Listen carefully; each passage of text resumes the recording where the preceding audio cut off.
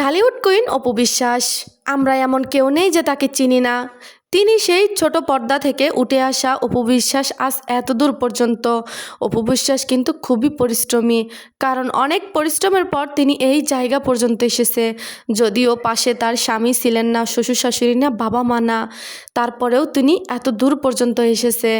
তিনি ভালোবেসে বিয়ে করেছিলেন শাকিব খানকে, কিন্তু শাকিব খান তাকে সেই মর্যাদাটুকু দিতে পারেননি।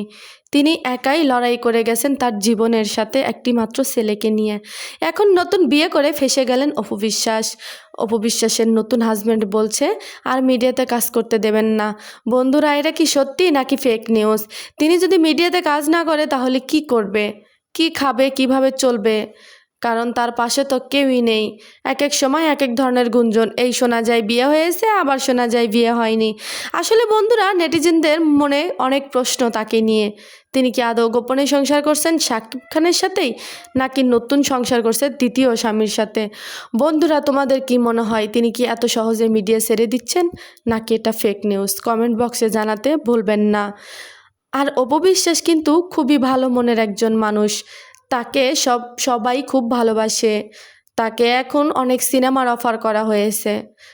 বন্ধুরা, কথাটা কতটুকু সত্যি জানি না। যদি ভালো লেগে থাকে ভিডিওটা লাইক, কমেন্ট, শেয়ার করবেন। ধন্যবাদ।